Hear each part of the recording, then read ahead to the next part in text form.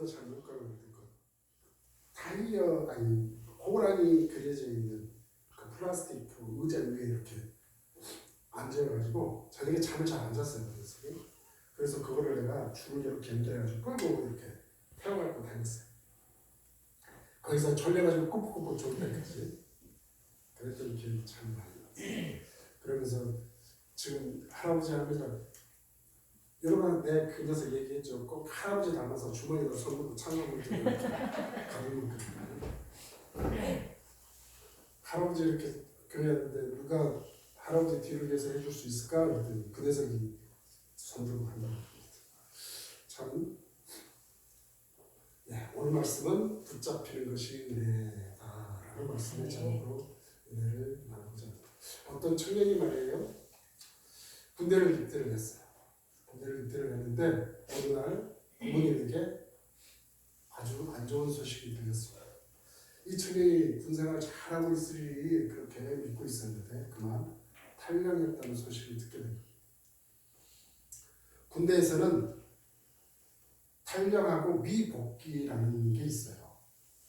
외출 나갔든 했든 복귀하는 시간이 정확하게 저녁 6시까지 복귀해야 된다 그러면 그 시간까지 복귀를 해야 되는데 복귀하지 않으면 그게 바로 이제 미복귀해서 약간의 훈육을 받게 되죠. 왜 저 시간에 한다고. 다음에 또 오라면 너 용서하지 않는다. 이런 식으로. 그런데 이게 길어져요. 미복귀가. 그러면 그게 이제 탈영으로 바뀌는 겁니다. 미복귀는 그냥 대충 좀 혼 좀 나고 말면 되는 일이지만 탈영은 그렇지가 않습니다. 이거는 이제 범죄자의 범주로 넘어갑니다. 그래서 유치장에 들어가야 되고요. 또 그곳에서 엄청난 군기 훈련을 받습니다.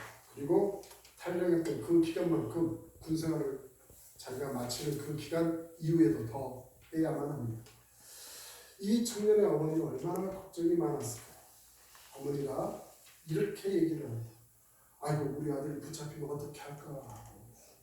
왜 어머니는 안 붙잡히기를 원했던 거겠죠.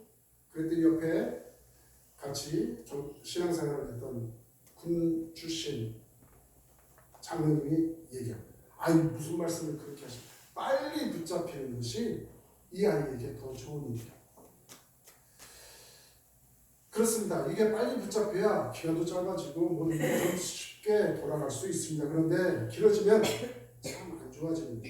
또 우리 아이들이 간혹가다 가출하는 경우도 있어요.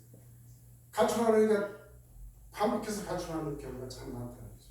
물론 이제 여러 가지 사정들이 있겠지만 그 가출하는 게 하루 정도 이렇게 가출하게 되면 빨리 돌아올 수가 있어요.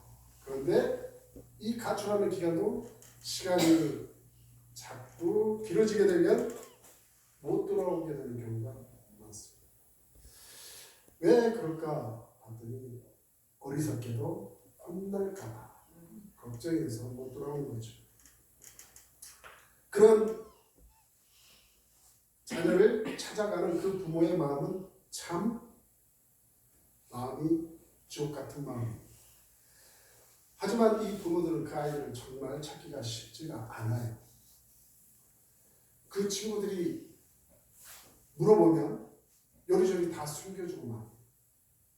저도 그런 적이 한번 있었는데 참 그렇게 찾으러 가는 내 마음이 그랬지만 또 찾는 것도 쉽지 않아서 결국 찾지 못하고 발길을 돌렸던 그런 기억도 있습니다. 이처럼 부모들이 참 찾기가 쉽지 않아요. 그런데 친구들 잘 부술려서 이렇게 몇 번 이렇게 찔러보면 그냥 어떻게 하고 있는지가 어디에 있는지가 나타납니다.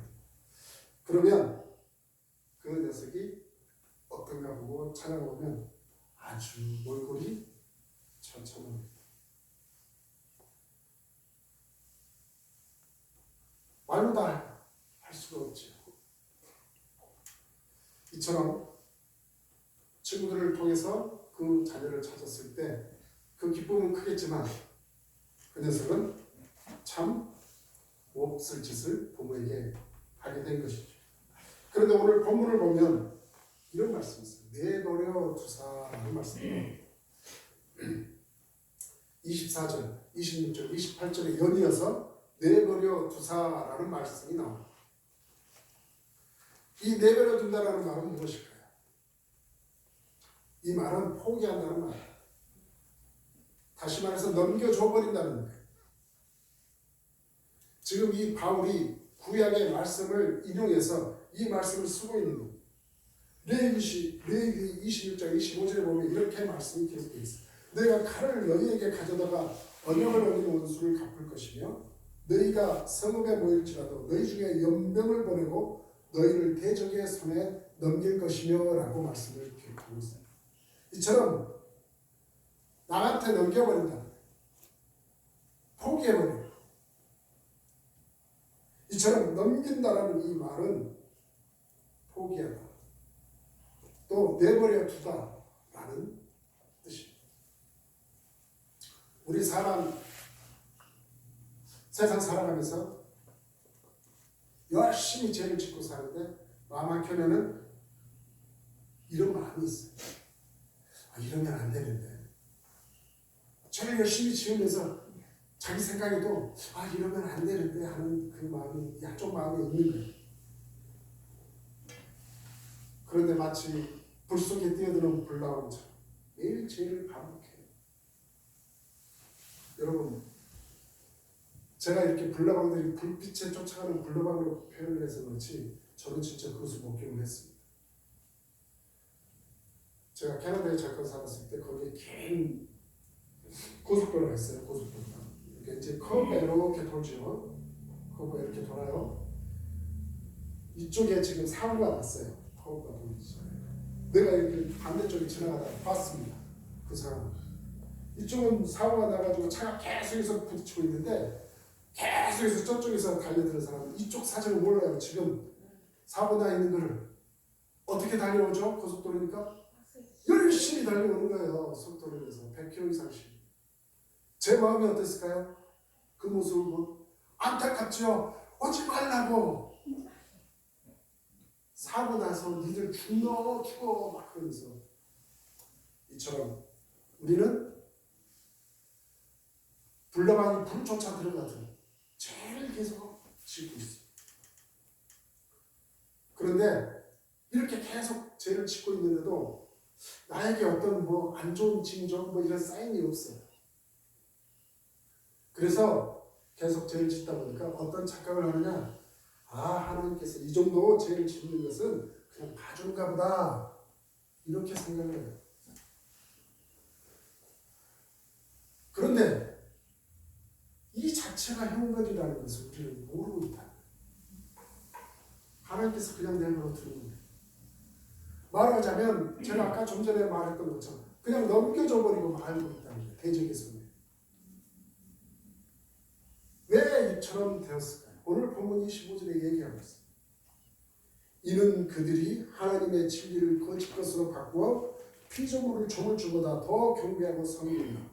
주는 것 영원히 찬송하시오다. 아멘. 이렇게 기록되어 있습니다. 자, 이 말씀은 무슨 뜻이냐? 하나님께서 우리 인간을 창조하실 때 우리 인간 속에 하나님의 고유하게 설계한 칩을 하나 집어넣었어요. 하나님께서 저희들을 창조할 때 뭐 하나를 심어놨어요. 하나님의 어떤 것, 하나님이 설계해 놓은 거를 하나를 심어놨어요. 그걸 우리가 보통 뭐라고 얘기하느냐? 하나님의 형상대로